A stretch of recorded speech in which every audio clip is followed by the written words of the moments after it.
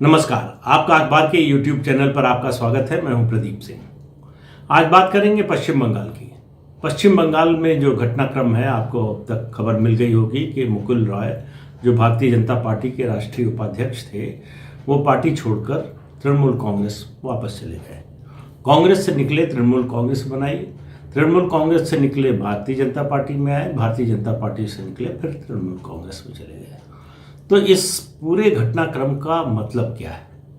तृणमूल कांग्रेस, उनका वापस जाना मुकुल रॉय का, ये क्या बताता है तृणमूल कांग्रेस के लिए, बीजेपी के लिए और वैसे सामान्य तौर पर राजनीति के लिए? तो मुकुल रॉय ऐसे नेताओं में थे तृणमूल कांग्रेस के, जो तृणमूल कांग्रेस के संस्थापक नेता थे और ऐसा माना जाता है, कहा जाता है कि तृणमूल कांग्रेस का संगठन खड़ा करने में उनकी बड़ी भूमिका थी।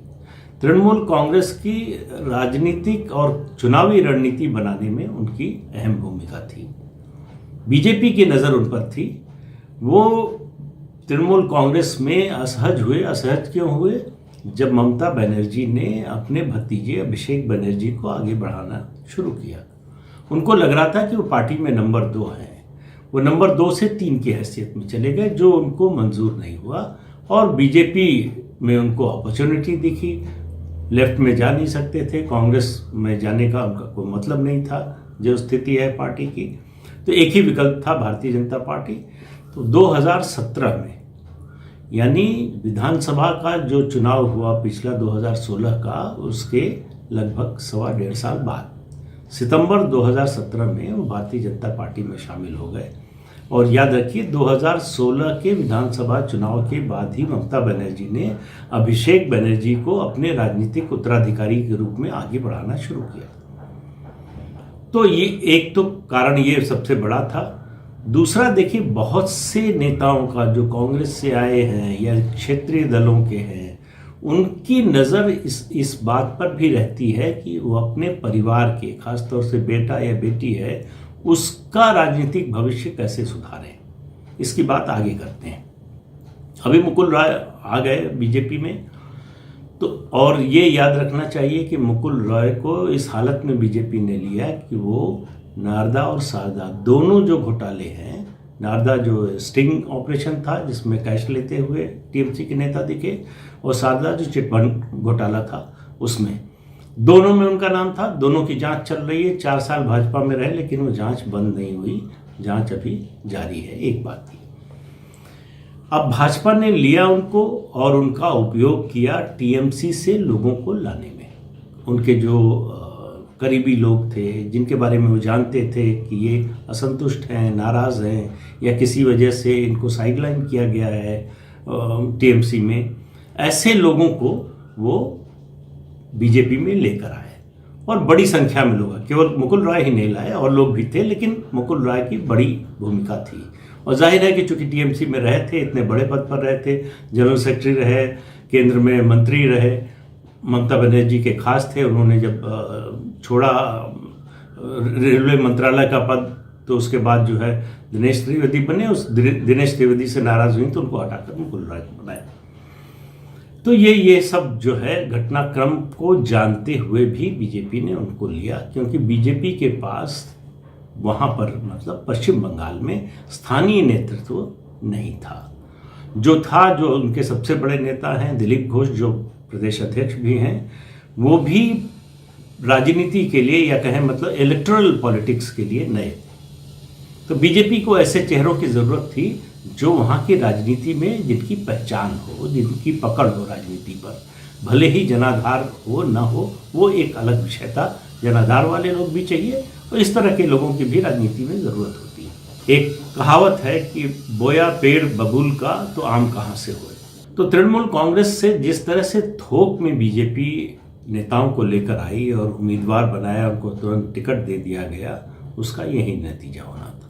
भारतीय जनता पार्टी या कोई भी कैडर वाली पार्टी, देखिए, हर पार्टी इनऑर्गेनिक रूप से अपना विस्तार करती है। एक ऑर्गेनिक होता है, एक इनऑर्गेनिक रूप होता है। ऑर्गेनिक ये कि आप अपना जनाधार धीरे धीरे बढ़ाइए, संगठन बढ़ाइए, कार्यकर्ताओं का व्याप बढ़ाइए, स्थानीय स्तर पर नेता तैयार कीजिए। उसमें बड़ा लंबा समय लगता है। तो सभी पार्टियां करती हैं कि विस्तार को थोड़ा गति देने के लिए इनऑर्गेनिक ग्रोथ यानी दूसरे दलों से लेकर, जैसे कॉरपोरेट सेक्टर में होता है कि कंपनी को बड़ा करने के लिए कई छोटी कंपनियों को खरीद लिया जाता है या उनको उसमें मर्जर करा दिया जाता है। तो उस तरह का काम राजनीतिक दल भी करते हैं। एक समय में, अगर आपको याद हो और भूल गए हो तो याद दिला दें कि 60s में प्रजा सोशलिस्ट पार्टी जो थी वो पूरी की पूरी अशोक मेहता के नेतृत्व में, जिसमें चंद्रशेखर, कृष्णकांत, ये सब बड़े जुझारू नेता थे, ये सब लोगों ने एक साथ कांग्रेस ज्वाइन किया। सीपीआई को तोड़कर, सीपीआई से निकलकर मोहन कुमार मंगलम शामिल हुए थे। तो ये सभी पार्टियां करती हैं। आज भी अगर आप देखेंगे तो नवजोत सिद्धू जो मुश्किल बने हुए हैं कांग्रेस पार्टी की पंजाब में, वो भारतीय जनता पार्टी से आए।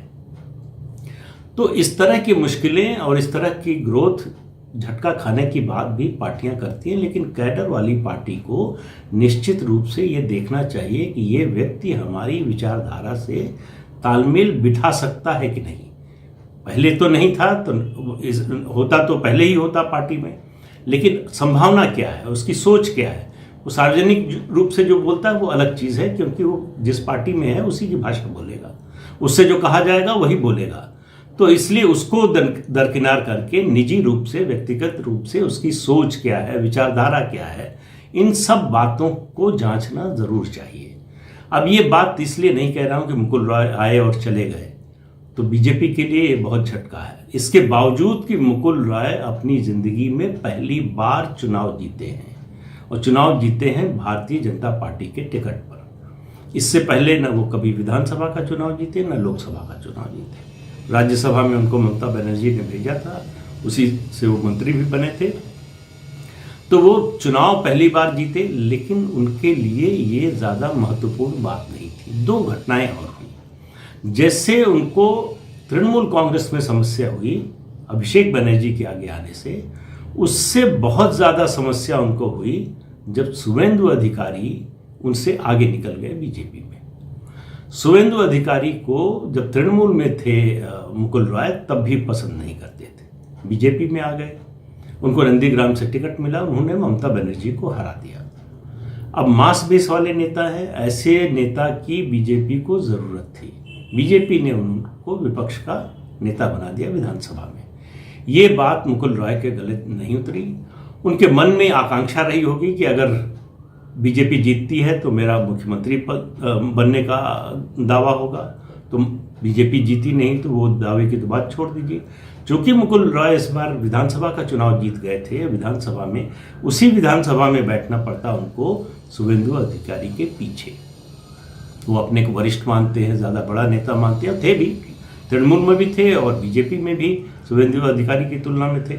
लेकिन शुवेंदु अधिकारी ने लंबी छलांग लगाई नंदीग्राम में ममता बनर्जी को हराकर। तो एक तो ये बड़ा कारण था। दूसरा कारण हुआ कि उनको अपने बेटे की राजनीति की चिंता है। उनका बेटा भी चुनाव लड़ा था विधानसभा का, वो चुनाव हार गया। उनको लगा कि अब उनके बेटे का भविष्य शायद भारतीय जनता पार्टी में उतना सुरक्षित नहीं है। उससे ज़्यादा उनके बेटे को लगा कि वो तृणमूल कांग्रेस में रहकर ज़्यादा सहज महसूस करेगा, इसलिए उसने पहले ही बयान देना शुरू कर दिया कि चुनी हुई सरकार का जो है की आलोचना नहीं होनी चाहिए, और इस तरह की बातें करना शुरू कर दी। उसने अभिषेक बनर्जी से बात भी कर ली। इस बीच में अगर आप ध्यान दें तो 2 मई को चुनाव के नतीजे आए। चुनाव के नतीजे आने के बाद से एक शब्द मुकुल रॉय ने नहीं बोला नतीजों पर। अच्छा हुआ, बुरा हुआ, क्या हुआ, कहाँ गलती हो गई, क्या करना चाहिए, किसी विषय में कुछ नहीं बोला। वो चुप्पी साधे रहे। फिर बीच में उनको कोरोना हो गया, संक्रमित हो गए, हॉस्पिटल में एडमिट हुए। अभिषेक बनर्जी उनको देखने के लिए गए। उसके बाद दिलीप घोष उनको देखने के लिए गए। प्रधानमंत्री ने उनको फ़ोन किया, उनका हालचाल पूछा। लेकिन मुकुल रॉय ने पश्चिम बंगाल के भाजपा के पदाधिकारियों, नेताओं से बातचीत करना बंद कर दिया था। उनकी इस बीच में पिछले हफ्ते 10 दिन में 4 बार फोन से ममता बनर्जी से बात हो चुकी।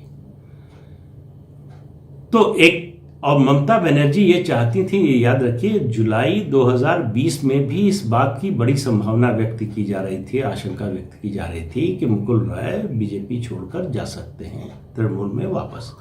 और डेस्परेटली चाहती थी ममता बनर्जी कि किसी भी तरह से मुकुल रॉय आ जाए। उसके दो कारण थे, एक मुकुल रॉय की उपयोगिता और दूसरे ये बीजेपी के लिए बहुत बड़ा झटका होगा कि चुनाव के बाद, चुनाव जीतने के बाद, मतलब विधानसभा का चुनाव जीतने के बाद मुकुल रॉय अगर बीजेपी को छोड़ देते हैं तो ये बीजेपी के लिए पश्चिम बंगाल में और राष्ट्रीय स्तर की दृष्टि से भी देखें तो बड़ा झटका है।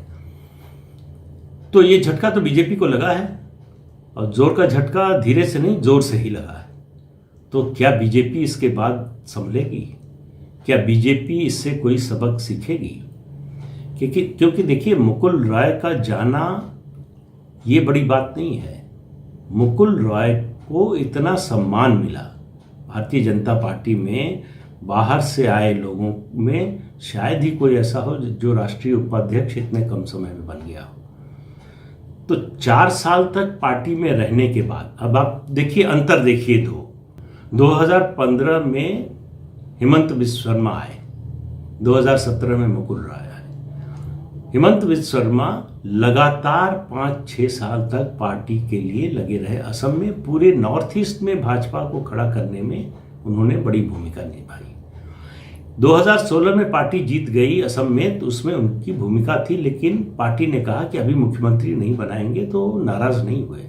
पार्टी के खिलाफ काम करना नहीं शुरू किया और यह भी नहीं हुआ कि कोप भवन में चले गए, उससे भी ज़्यादा मेहनत से काम करना शुरू किया। नतीजा ये हुआ कि अब 2021 में चुनाव में फिर जीती है बीजेपी असम में, तो वो मुख्यमंत्री हैं। लेकिन वो क्यों है मुख्यमंत्री, क्यों रह गए? क्योंकि वो भारतीय जनता पार्टी की जो कोर आइडियोलॉजी है उससे उन्होंने अपने को आत्मसात कर लिया, उससे राब्ता बिठा लिया। वो उस आइडियोलॉजी पर चल रहे हैं। आप बताइए, देश में कितने मुख्यमंत्री हैं और भाजपा के कितने मुख्यमंत्री हैं जो ये कह सकें, मुसलमानों से ये बोलने की सार्वजनिक रूप से हिम्मत करें कि जरा परिवार पर अपने नियंत्रण रखिए, इससे गरीबी बढ़ रही है। तो परिवार नियोजन की बात मुसलमानों से खुलेआम और एक मुख्यमंत्री के पद पर बैठा हुआ व्यक्ति करे, ये कोई आसान बात नहीं है। ये इंडिकेशन है कि वो, और उसके अलावा जिस तरह से उन्होंने मदरसे बंद किए, सरकारी मदद से जो मदरसे चल रहे थे और दूसरे काम जो किए उन्होंने, वो उन सब को देखिए तो वो एक ही बात की ओर इशारा करते हैं कि भारतीय जनता पार्टी की जो कोर आइडियोलॉजी है उससे हेमंत बिस्व शर्मा ने तालमेल बिठा लिया। मुकुल रॉय नहीं बिठा पाए।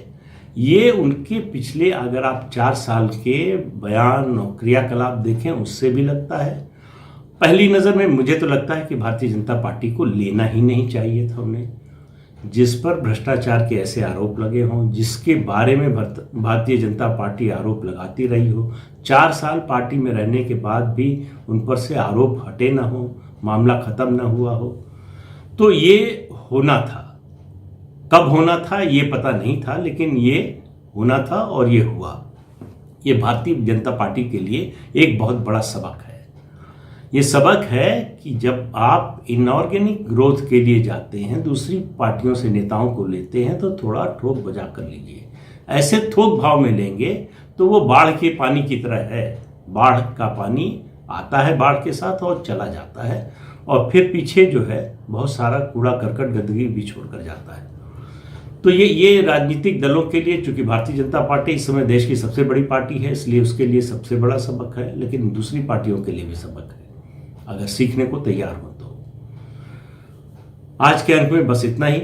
अगले अंक में फिर मिलेंगे किसी नए मुद्दे के साथ। तब तक के लिए इजाजत दीजिए। नमस्कार।